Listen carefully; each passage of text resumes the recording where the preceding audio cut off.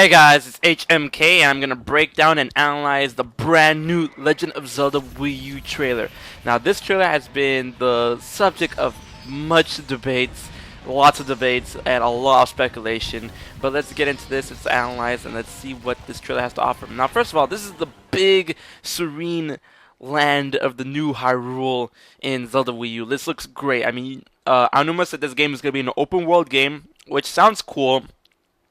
And he said that you'll be able to traverse almost anywhere and get to anywhere anyway. He said that's a big deal, a big convention that they're challenging, that you could get to any area, any dungeon, and approach it from almost any angle. And the way that you approach it is kind of, you know, the fun of it, and it leaves you to your own devices when you solve puzzles because you can tackle it from any which direction in this open world Zelda.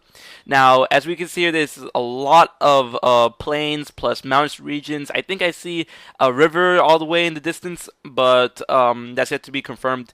Now, one thing I like to point out is that this mysterious person, which I will get to why I call him mysterious, on the horse, is not alone. There's goats, and it seems to be shepherds or farmers in the plains. There are people here. There's two people to the left and one person by a couple of goats to the right, and if you can actually see a house and I want to say that's a windmill over in the top right, but let's continue on. So it's all peaceful until you hear the big boom, and here comes the enemy.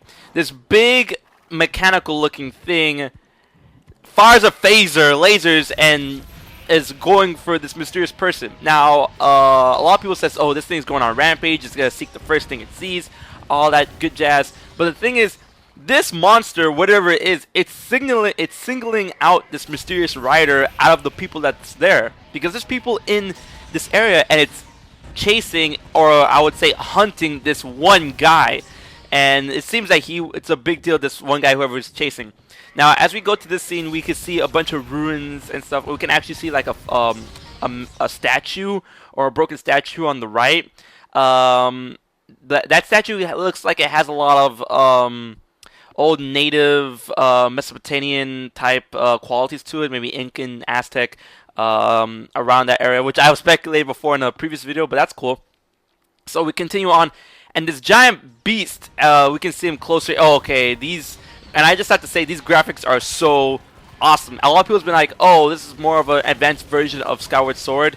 I would say that since a lot of people said Skyward Sword is a mix between Twilight Princess and Wind Waker, this is Skyward Sword, which is already a mix Skyward Sword, but with more Wind Waker into the mix. So it's like 25% Twilight Princess and 75% Wind Waker. That's the way I describe it.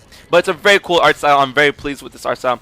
And now this beast that's going after this person looks mechanical. It looks like a magical drone or something. Like I describe it as a cross between an Armos and a Tektite, and that's what it seems to be. Now we have a close-up shot here of the rider still with his hood and his horse. Now you can see, obviously, there goes his bow that he uses in the trailer.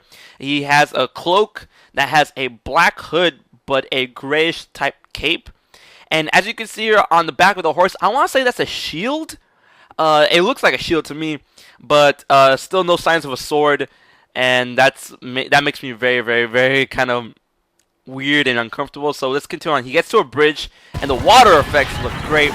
This mysterious mechanical enemy, which looks like it has like moss on it, so it probably was staying still. It was in an area that was undisturbed and allowed Earth to kind of take it back, but it seemed to be activated out of nowhere and attacking.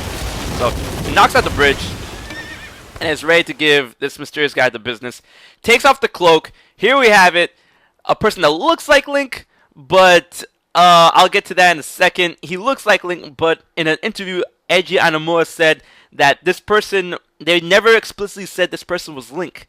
And that had the internet going, what? So he pulls out two bomb arrows and gives this guy the business one after the other. But let's go back a little further. These bomb arrows have fuses on them, just like in Twilight Princess, so that's cool. Not that they explode on impact. Now, this guy literally leaps off his horse. His horse gives him a boost. He leaps off his horse, ready to give this guy a headshot. And now we have a close up of the enemy, and as I said before, it looks like it's a magical mechanical being. As you can see, there's like magic or energy in between in between the headpiece and the body area, and the eye is glowing, kind of like a Tektite. But I once again I said this is like a cross between an Armos and a Tektite, which has fucking laser capabilities. Yeah, I'm sorry, I'm just so hyped. I'm literally drooling over this trailer. So this is the big deal, right? We have an arrowhead, which is it looks awesome, but you can obviously see this thing is tied to an arrow. It's not made as a specific arrowhead. What I'm thinking is this some sort of mechanical thing. It's also magical mechanical, as you can see. Link, not Link, but this mysterious archer. He flips up a mechanism, pulls it, kind of cocks the arrow, and the arrowhead comes out and lights up with a magical arrowhead. And this looks crazy, and there you have it, ladies and gentlemen, the mysterious archer. A lot of people say it's Link, a lot of people say it might be a girl, a lot of people may say it's Zelda. A lot of people, which I agree with this one, I think it may be a grown-up Colin, and I'm going to explain to you why in a little bit. Now this guy, he fires the arrow at this beast, and we have a close-up there, and it fades back to white. Coming in 2015, people. Now, let's go back a little bit while he was attacking the enemy. Alright, he's using the bomb arrows. Now, I want to go back to this mysterious arrowhead. Okay, so this thing, it may be a piece of ancient technology, ancient magic technology that this guy may have found somewhere and decided to attach to his arrow to use as a makeshift powerful arrowhead. Or the thing that supports my Colin theory is that this may be created or crafted by the archer and then tied onto the arrowhead. And the reason why I say this supports my Colin theory is because Colin, even though we haven't seen a lot of it, but in Twilight Princess, Colin, he crafts stuff. He made that rod for Link in the game. So I want to say as he grew older, maybe he gets into crafting, maybe he gets into magic weaving, alchemy, like I said before in my other video. And this thing looks just amazing. This fucking arrow, bam, to the business. Now, let's stop right here on this mysterious archer after he fired the arrow so you can see a shot of him without the arrow in his face. A lot of people say this might be a grown-up Link. A lot of people say this might be a grown-up Wind Waker Link because of the blue outfit he wears. I don't want to say that, and the reason why I want to say this may not be Link at all is because notice his right hand. In Twilight Princess, on his right hand, he had an arm guard because obviously he held his shield with his right. He held his shield with his right hand, and his left hand was protected with an arm guard. So you know how people would fight with swords. The sword wielding hand had an arm guard because, of course, that's not his defensive arm, but he wants to add defense to it. His right arm has that arm guard. So I'm speculating that since he has the arm guard on his right arm, not his left arm, that's his sword-wielding arm, and that's of course his bow-firing arm. So this person, it may not be Link at all. Since Link is usually left-handed, this guy looks right-handed, which is a big deal. Now going on with this guy, with a character design, that blue shirt obviously from probably taking inspiration from the Wind Waker, that blue pajama suit that Link was using in the Wind Waker. But a lot of people say, oh, this might be a new land of Hyrule, that this might be grown-up Wind Waker Link. I don't want to say that because Aonuma, Miyamoto, Satoru Iwata, they constantly say that other games inspire aspects of other Nintendo games while they're working in the office.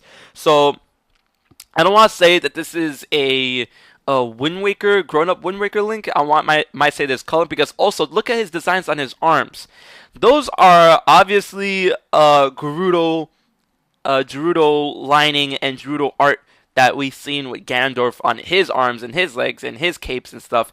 And that's crazy because maybe this guy is affiliated with the Gerudo somehow, or maybe this guy kind of like is an amalgamation of all these races where he like takes a shirt from this one race, arm guards from another race, pants from another race. I don't know. The theories are real with this one.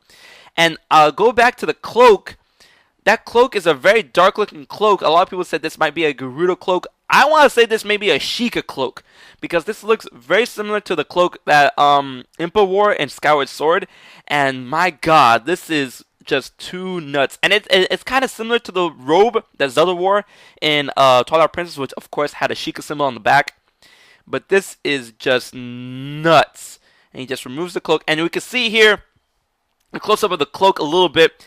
It has a lot of Wind Waker-ish, Skyward Sword-ish flair and symbols to it, and the speculation is just too fucking real with this one, guys. And I really, really hope that Nintendo releases another trailer or releases more information on this, because I'm literally going out on limbs with speculation on this trailer and analyzing it as well.